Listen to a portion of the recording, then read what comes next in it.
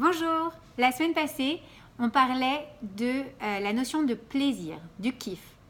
On voyait comment est-ce que ce plaisir est finalement une opportunité pour nous rapprocher d'Hachem et pour créer un lien avec lui. Aujourd'hui, j'aimerais qu'on essaye de parler du désir, qui est très proche de la notion de plaisir, et comprendre un petit peu comment est-ce que l'expérience de la jouissance ne peut pas être vécue comme une finalité, mais comme un moyen. Si elle est vécue comme une finalité, à ce moment-là, ça pose vraiment un problème. Donc, essayons de travailler sur la maîtrise des désirs aujourd'hui. Donc, nous avons tous des besoins à satisfaire, d'accord ? Des besoins vitaux, par exemple, manger, dormir, mais également avoir des relations conjugales. On peut y trouver du plaisir, mais alors pourquoi est-ce qu'il faudrait que je travaille sur mes désirs? Eh bien, tout simplement car un plaisir est un moyen de se rapprocher de Dieu, mais s'il est recherché comme une fin en soi, alors il peut nous éloigner de Dieu. D'accord ? Un grand plaisir, et on va commencer, donc ça va être notre premier point, c'est celui qu'on mentionnait la semaine passée dans les Teilim, lorsque David Amelech nous dit, dans le Teilim 34, « Goûtez et voyez comme Dieu est bon ». Donc il s'agit du plaisir gustatif, de manger, ce qui est très important pour nous, n'est-ce pas? Alors voyons un petit peu l'univers de la nourriture et comment est-ce qu'on peut arriver à maîtriser ses désirs en termes alimentaires. Donc d'abord, manger nous procure deux formes de plaisir. Une forme de plaisir de base, j'ai envie de dire, qui concerne les papilles, ok? Donc il s'agit d'une jouissance gustative à travers donc les papilles directement. Et ensuite, une autre forme de plaisir qui est une forme de plaisir un petit peu plus immatérielle, qui nous ramène à notre passé, à notre histoire. Pour celles qui connaissent la littérature française, si je vous parle de la Madeleine de Proust par exemple, ça vous parle. Quand on mange quelque chose, eh bien, ça peut nous ramener à une expérience passée qui nous a également procuré du plaisir. Donc par exemple, eh bien, donc la Madeleine de Proust, comme on l'a dit, ça peut être la pkeila de votre grand-mère ou parfois le mets qu'on va goûter va être le dernier lien avec la maman, avec l'enfance, etc. Donc c'est quelque chose qui est très spécifique. Et ce côté immatériel du plaisir gustatif est assez important dans la Torah. D'ailleurs, on voit notamment si vous ouvrez votre livre de recettes, d'accord ? Eh bien vous allez voir qu'on a un plat pour chaque fête. Par exemple, donc, prenons le calendrier juif, ok ? Si on parle de Pessah, il y a le msoki de Pessah pour les Tunisiens. Si on parle de Purim, il y a les galettes blanches de Purim pour les Algériens. Si on parle de Hanouka, il y a les sphinges pour les Marocains, n'est-ce pas ? Donc, à chacun, son lien affectif quasiment et immatériel, émotionnel avec la nourriture. Le plaisir du manger un aliment, parfois, est l'ultime lien, comme on l'a vu donc, qu'une personne peut conserver avec son passé. Et la Torah accorde une importance majeure à la consommation de nourriture pendant les jours de fête. Notamment, par exemple, à Shabbat, on a une mitzvah de se réjouir à travers la nourriture, de faire un oneg Shabbat, de kiffer la nourriture à Shabbat. Mais attention, on voit que le kiff ne doit pas être une finalité en soi. Si c'est une finalité en soi, on se perd, on s'éloigne de Dieu. Il faut essayer justement de faire en sorte que le kiff soit un moyen d'arriver à une proximité avec Dieu. Alors comment est-ce qu'on peut faire pour transformer ce kiff en un lien? D'accord? Eh bien tout simplement, d'abord, prendre conscience du plaisir de satiété. Ok?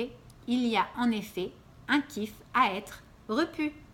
Donc quand vous mangez, on l'avait vu également dans le cours sur le fait d'avoir une vie saine selon la Torah, eh bien, Maïmonide nous dit il faut avoir conscience de son état de satiété. Et s'arrêter même lui dit carrément 75, lorsque l'estomac est plein à 75%, aux 3/4. Donc, il y a un plaisir dans la satiété. Essayez de le découvrir et d'en avoir conscience.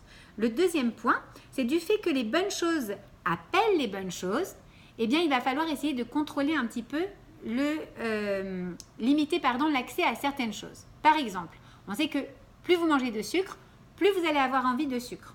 Alors, se dire, ok, je ne vais pas manger trop de sucre parce que mon but n'est pas de me goinfrer de sucre. Mon but est d'avoir du kiff, mais je peux avoir du kiff en appréciant une petite pâtisserie, par exemple, à Shabbat, ou un bon chocolat le soir avant d'aller me coucher, ou quelque chose comme ça. Essayez de limiter l'apport en nourriture en voyant en fait le plaisir, en appréciant la chose.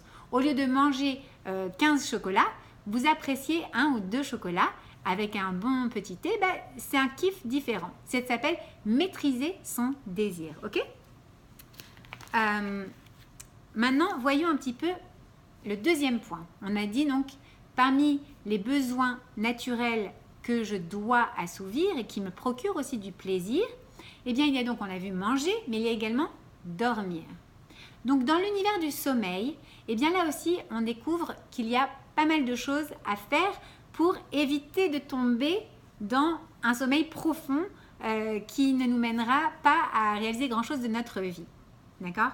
Donc, a priori, en quoi le plaisir était lié à ce repos nécessaire? Tout simplement parce que dormir est pour certains un vrai plaisir.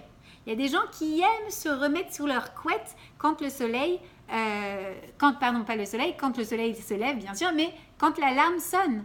Je connais quelqu'un par exemple qui me disait, moi je mets l'alarme un petit peu avant, comme j'ai le plaisir de me remettre sous la couette, et j'ai une deuxième alarme qui vient sonner après, mais au moins j'ai eu le plaisir de me rendormir.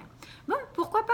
Mais il faut savoir que celui qui doit arriver à l'heure au travail, qui doit accompagner ses enfants à l'école, qui a beaucoup de choses à faire, comment est-ce qu'il va faire si il ne maîtrise pas son désir de sommeil? Là aussi, il faut le savoir, le maîtriser. Alors, comment est-ce qu'on va faire?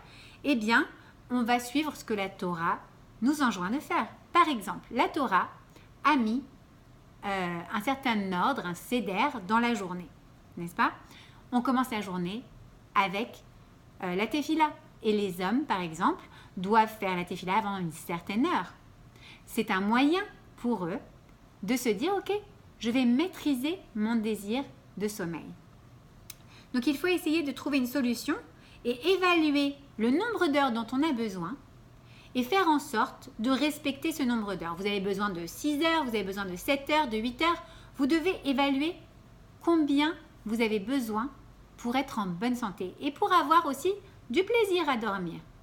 Et ensuite, vous essayez d'organiser votre temps en fonction de ce quota horaire nécessaire pour vous, pour votre santé. Okay? Donc, il faut établir un plan de sommeil régulier sur toute la semaine.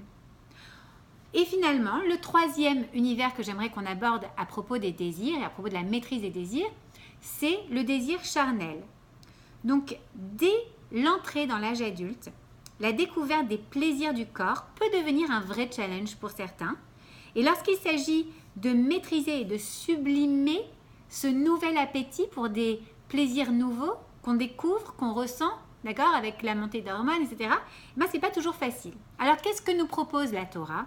Eh bien, la Torah nous propose de nous aider à maîtriser cet élan du corps en se canalisant dans une relation construite d'un couple qui s'aime, qui va se marier, d'accord? On va mettre certaines barrières avant le mariage pour éviter justement d'être trop tenté par ce désir.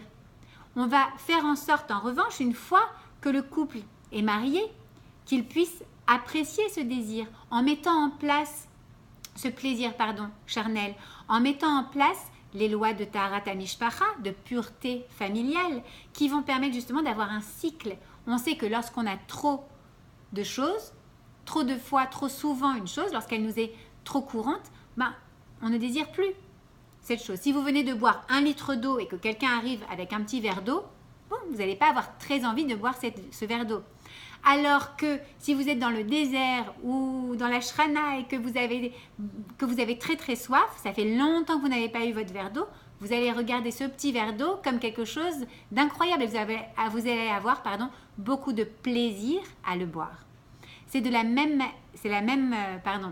raison pour laquelle notre Torah a mis en place finalement ces lois de pureté familiale pour nous permettre de se manquer et de se retrouver. Que chaque mois, lorsque la femme va au mikvé, elle revienne à la maison et que ce soit une nouvelle roupa quasiment, une nouvelle lune de miel entre guillemets, d'accord? Donc ça aussi finalement, c'est une autre manière de maîtriser ses désirs selon la Torah. Le plaisir dans le couple a deux fonctions, la reconnaissance envers son conjoint et la reconnaissance envers son créateur. C'est pourquoi il est tellement recommandé d'intégrer la dimension sacrée à cet acte si sacré de l'intimité conjugale. Les lois de la Taharat HaMishpacha sont donc là pour nous rappeler que non seulement on doit apprécier son mari, sa femme, mais également son créateur. Voilà. Alors, j'espère qu'avec ces trois outils et ces trois univers différents, eh bien, vous allez pouvoir trouver quelques clés de sagesse pour les appliquer dans votre vie et faire en sorte d'apprécier la vie avec encore plus de joie et vous rapprocher encore plus de Hachem. Que des bonnes choses. Au revoir.